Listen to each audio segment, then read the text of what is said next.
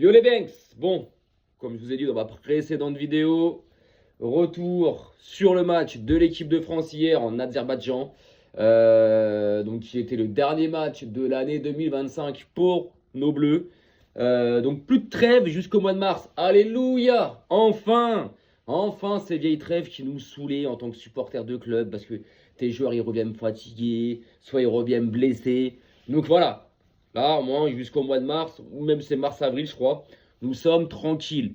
Donc, en tout cas, hier, c'était le dernier match de l'année de l'équipe de France. Une année pas fameuse, nous sommes d'accord. Enfin, bref, en termes de football pratiqué, en termes de résultats, mais surtout en termes de football pratiqué. C'est surtout ça, moi, que je retiens, moi, tu vois. Donc, hier, victoire de l'équipe de France 3-1. Oui, c'est pas une grosse victoire, il n'y a pas un grand écart. Bon, après, l'équipe était remaniée de A à Z. On le savait, Deschamps l'avait dit avant le match qu'il allait changer tout le 11. Il y avait peut-être que Konaté qui peut être titulaire, qui était titulaire. Sinon, concrètement, voilà, le reste de l'équipe, c'était vraiment que du remplaçant ou que des joueurs qui fêtaient, entre guillemets, leur première sélection ou du moins leur premier match, tu vois. Donc, hier, l'équipe de France. Moi, quand j'ai vu la compo avant le match, je m'attendais pas à un match. Alors, j'aurais bien voulu que l'équipe de France mette un gros score, tu vois, concrètement. Moi, j'aurais voulu ça, tu vois. Moi, j'aime pas à un moment donné de se retenir, de se dire ça y est, on gagne 3-1, c'est bon. Non, faut détruire ce qu'il y a en face. Hier, je vais prendre l'exemple du Portugal. Le Portugal, hier, ils ont joué l'Arménie. L'Arménie, c'est à peu près du même niveau que l'Azerbaïdjan, nous sommes d'accord. Le Portugal, ils ont gagné 9-1. Ils ont gagné 9-1, les mecs. Est-ce que vous imaginez? À un moment donné, ils menaient 3-1. Ils se sont pas dit, bon, bah, on va arrêter, on va baisser le pied. Non, ils ont détruit ça. Pareil, l'Espagne, pareil. Bref, t'arrêtes pas. Continue. Nous, c'est ce qu'on veut en tant que supporter de foot. Et ça nous rassure un peu plus. Donc, enfin, bref, quand j'ai vu cette compo de l'équipe de France, je m'attendais pas à un match où, voilà, où ça allait être un top football, tu vois. Parce que pour rappeler la compo, t'as Chevalier au cage. Toi, je vais revenir sur toi parce que toi, mais toi, vas-y, bref, j'arrive. T'as Chevalier au cage. En défense, t'as Malo Gusto, homme du match pour moi. Concrètement, homme du match avec Akliouche. Alors pourtant que dans les 5 premières minutes, Malo Gusto, rincé. Rincé. Le but qu'on prend, ça vient de toi. Dans ton dos, tu te fais niquer. Tu te laisses prendre. Et Chevalier, bref. Mais Malo Gusto, les 5 premières minutes affreuses et les 85 autres magnifiques, parfait.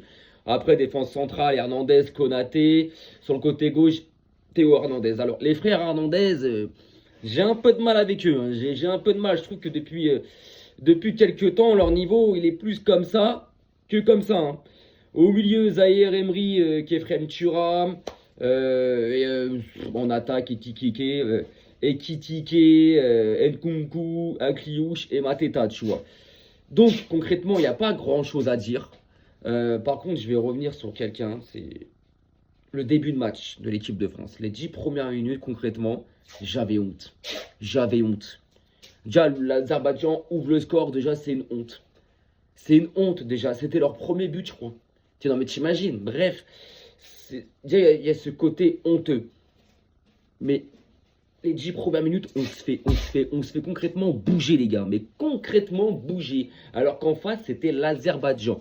Après, bon, au bout de 10 minutes, quand on revient au score quand même assez vite. Bon, après, voilà, on prend le dessus, on est au-dessus d'eux, il n'y a pas photo, c'est bon, c'était tranquille. Il y avait, vas-y, le reste du match, on a dominé, on a géré, on était plus dans leur moitié de terrain que eux dans notre moitié de terrain à nous. Donc, la domination était totale. En deuxième mi-temps, c'est plus de la gestion, voilà, franchement.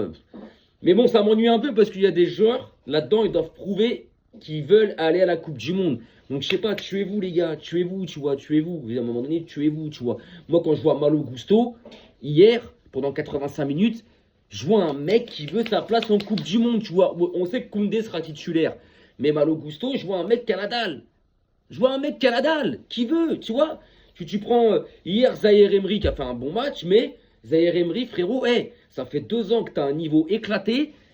Ces derniers temps, tu reviens bien, même si je suis pas fan du joueur, mais on va dire il revient bien. Mais hier, on a l'impression que le mec il joue dans un fauteuil, genre un daron qui a déjà acquis la chose. Frérot, t'as une place à aller chercher. Si tu veux aller en Coupe du Monde, bats-toi, mon frère. Tu vois, Kliouche, petit prodige de Monaco, Moi, je le vois stable, tu vois. Mais bon, on va revenir sur donc quelques joueurs. Chevalier. Je vais pas te dire que je vais t'attraper les cheveux parce que t'es chauve. Mais Chevalier, c'est une catastrophe ce gardien. Et je vais revenir sur sur ce que je disais en avril-mai, quand on savait que le PSG allait se séparer de Donnarumma et acheter Chevalier, et quand on entendait les premiers prix, 50, 53 millions d'euros. Mais franchement, Paris, ce titre qui vous colle à la peau depuis que le Qatar vous a pris, ça veut dire pigeon Saint-Germain. Mais là, sur ce transfert-là, il est grotesque. Et Lille, très bon vendeur, très bon commerciaux. Comment tu peux acheter ce gardien 53 millions d'euros? Il y en a, ils m'ont dit, mais non, c'est 48. Mais même 30 millions d'euros, je les fous pas. Je vais prendre un exemple au Barça. On a acheté Johan Garcia à l'Espagnol Barcelone, qui est le futur de l'Espagne, qui est un futur grand gardien, et qui l'a déjà montré cette année déjà avec le Barça, et les 2 dernières saisons avec l'Espagnol. On l'a acheté que 24 millions d'euros, les gars. 24 millions d'euros, alors qu'il a 2 chevaliers dans chaque gant. Et vous avez pété Chevalier à 53 millions d'euros. Moi, ce mec-là m'inspire pas confiance. Je vous le dis clairement. Lui, il va te sortir des parades, des claquettes, mais encore heureux, c'est son rôle. C'est un gardien. Parce que parfois, j'en entends qui sont là à me dire, ouais, mais t'as vu ce qu'il a fait comme parade, mais encore heureux, les gars. C'est comme si tu me disais qu'un numéro 9 il met une frappe en rouge dans la surface en pleine lucarne. Mais putain, les gars, c'est leur taf. Encore heureux qu'il nous sort des parades. Parce que le but d'hier comprend. Ok, déjà, ça part du milieu de terrain mal défendu. Après, un beau décalage trouvé par l'Azerbaïdjan, par l'attaque azerbaïdjanaise. Franchement, ils ont bien construit cette attaque-là. Malo Gusto se fait baiser dans son dos. C'est le rire du match qu'il fait. Mais Chevalier. Après, la balle, elle revient dans l'axe. Pour moi, il y a aussi une erreur. L'attaquant azerbaïdjanais n'a pas à passer devant. Bon, il met son pied et tout. Mais Chevalier, à quel moment tu mets 20 ans à te mettre au sol? Déjà, tu dois sortir. Déjà, quand l'autre, il sombre dans l'axe, sors, va gêner. Non, tu sors pas, toi. C'est à toi de t'imposer, mon gars. C'est à toi. Hein. C'est ta surface. C'est ton coin. Non, il sort pas. Et quand l'autre, il frappe, il met 20 ans à aller au sol. La frappe, elle est sur lui, les gars. Elle est sur lui. Je veux bien comprendre que c'est compliqué, qu'elle arrive vite et tout. Mais quand même, l'année dernière, je pense qu'on a vu plusieurs gardiens. Ça soit genre Donnarumma ou cette année, Johan Garcia avec le Barça. Ou Courtois avec le Real. Ou Alisson Becker avec Liverpool. Des frappes comme ça, ils vont les chercher au sol, les gars. Et lui, non. Lui, non. Et en plus, hier, il a eu un triste record. C'est devenu le gardien de l'équipe de France le plus rapide de l'histoire à encaisser un but. Lors de sa première sélection, il me semble. Ou du moins de l'histoire, je crois, tout court. Vous imaginez?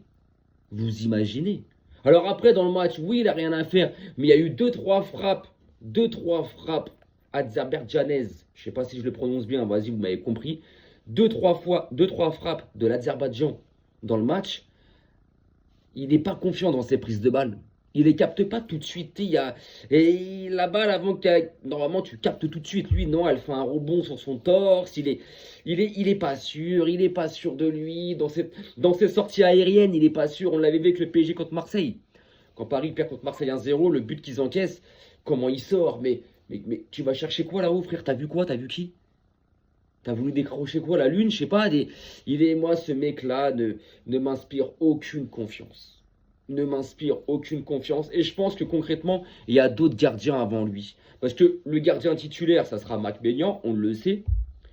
Après, tu as Alphonse Areola, concrètement, à voir en Big 2025. Alphonse Areola comme gardien remplaçant. Faut arrêter avec ça aussi. Pour moi, il y a peut-être d'autres gardiens. Mais Chevalier, faut arrêter. C'est quoi? C'est le buzz du PSG? Vous savez, parce que c'est le gardien du PSG, il faut le prendre. Non, faut arrêter de sucer comme ça, là. Franchement. Moi, ce mec-là, il m'inspire pas confiance. Moi, ce gardien-là, non, je suis pas fan, j'aime pas. Je suis pas confiant. Quand je le vois au cash, je suis pas confiant. Je suis pas confiant. Et quand tu vois la défense, Lucas Hernandez et Théo Hernandez, les deux frères, mais c'est pareil, c'est pareil. Les gars, elle est passée où votre grinta? Elle est passée où? Parce que c'est pas d'hier, vous aussi, hein. C'est pas d'hier, hein. Défensivement, vous avez du mal. Offensivement, vous apportez plus. Tu prends Théo Hernandez hier. Le numéro 11 de l'Azerbaïdjan, il t'a fait cavaler, mon gars. Il t'a fait cavaler. Hein. Et offensivement, tu apportes beaucoup moins qu'avant. Avant, je me rappelle, ton couloir, tu le prenais, tu tentais, tu driblais, tu te présentais souvent dans la surface adverse, tu nous envoyais des beaux centres. Là, il n'y a plus air, frère. Il n'y a plus air, frérot, là. Lucas Hernandez, c'est pareil. Avant, on avait de l'assurance avec toi, ta grinta et tout. Là, il n'y a plus rien. Les deux, je sais pas là, ce qui se passe là. Je sais pas. Il y a un coup de moins bien. Mais comme je dis, le coup de moins bien, il n'est pas d'hier, les gars. Il date depuis bien longtemps. Et en club, c'est pareil. En club, c'est pareil. En club, c'est pareil. Tu prends Lucas Hernandez au PSG, c'est très moyen. C'est très moyen. Tu prends Théo Hernandez au Milan. Il me semble qu'il est au Milan. Si je ne me trompe pas, oui, il est au Milan. C'est moyen. C'est moyen, les gars. Donc Deschamps, il a du boulot, hein. De toute façon, moi, comme j'ai dit, cette équipe-là, ça fait 2 ans que je la trouve malade. En termes de football pratiqué sur le terrain, ça fait très longtemps que j'ai pas vu un match de l'équipe de France de la première à la 95e minute de jeu où tu prends du plaisir. Ouais, il y a eu des 15 minutes par là, il y a eu des 1 mi-temps sur 2 par là, il y a eu 50 minutes par là. Eh, je m'en branle. Je m'en branle. Quand t'es espagnol et que tu jettes l'équipe d'Espagne jouer, pendant 90 minutes, tu kiffes. Tu kiffes. Les mecs, ils te pratiquent un football magnifique. Tu prends le Brésil, bon, parfois c'est compliqué, mais généralement, dernièrement, sur 80 minutes, c'est beau à voir jouer. En tout cas, tu prends du plaisir. L'Allemagne, pareil. Les Pays-Bas, pareil. La Norvège, pareil. Le Portugal, ça dépend. Si Ronaldo, il est là, c'est pas trop ça. Quand il est pas là, c'est mieux. Enfin bref, ça j'avais déjà fait une vidéo sur ça. Mais l'équipe de France, non, non, non. C'est pour ça que j'attends cette équipe-là contre un gros. Moi, j'attends cette équipe-là contre une grosse équipe. Voilà. Normalement, ça sera au mois de mars ou au mois d'avril. Il y a un match amical prévu contre le Brésil. Donc déjà, ça sera un autre adversaire. Ça sera, voilà, déjà notre défense, ça va pouvoir, parce que là, notre défense sur les derniers matchs, elle n'a pas été mise à contribution. Là, ça va être mis à contribution, parce que là, en face, tu vas avoir du Rafinha, tu vas avoir du Vinicius, tu vas avoir du joueur qui vont, attention, il va y avoir de la technique, ça va jouer vite, tu vois ce que je veux dire. Moi, j'attends cette équipe de France contre un gros morceau, c'est tout. Mais bon, sinon hier, bon, bah, victoire 3-1, logique. Pour moi, le score, il aurait dû être beaucoup plus lourd, et on aurait dû. Maintenant, voilà, rien à dire. Akliouche, franchement, je kiffe. J'adore. Franchement, depuis qu'il a eu sa première sélection au mois d'octobre, il montre que des bonnes choses. Ekitike, c'est pas mal. Je demande à revoir. Mateta, je trouve que dans les airs, il peut nous apporter, mais il sera plus sur le banc qu'autre chose. Mais voilà, mais Lucas Chevalier, frérot, franchement, frérot, non, mais m'inspire pas confiance. C'est pas le gardien que je veux. Et après, oui, il sera appris. Mais il sera pas titulaire, ça sera Maignan. Mais ça veut dire si Maignan il se pète, c'est lui là? Non, moi je te veux pas. Et ça veut dire Maignan quand il prendra sa retraite, bon, il en est encore loin. Mais ça sera lui là, Chevalier, notre gardien. Non, moi je n'en veux pas. Non. C'est moyen, c'est un bon gardien, tu vois, comme à Lille. Mais c'est pas un top gardien, faut arrêter. Donc voilà les gars, donc fin d'année 2025, voilà, prochain match et prochaine trêve, donc mars-avril. Donc normalement avec ce match amical contre le Brésil et des autres matchs amicaux aux États-Unis avant que la Coupe du Monde commence au mois de juin. Déjà au mois de décembre, je crois que c'est le 9 décembre, donc dans moins d'un mois, qu'il y aura le tirage au sort de la Coupe du Monde. Donc on saura dans quel groupe et quelle équipe on va affronter en Coupe du Monde. Donc voilà l'équipe, hein. Bah écoutez, enfin la trêve est finie. Retour au football de club. Samedi, le Barça contre Bilbao à 16h15. Donc ma prochaine vidéo sera contre eux. Ou comme j'ai dit dans la semaine, je reviendrai sur la Norvège. Je ferai une vidéo sur la Norvège, spéciale Norvège, parce qu'ils ont une génération et des joueurs et un football qui me plaît beaucoup. Donc voilà les gars, donc bah écoutez, bonne semaine à vous. Bon courage pour ceux qui bossent. Et puis bah, on se retrouve cette semaine pour une vidéo sur la Norvège. Et on se retrouve aussi ce week-end avec le football des clubs de retour.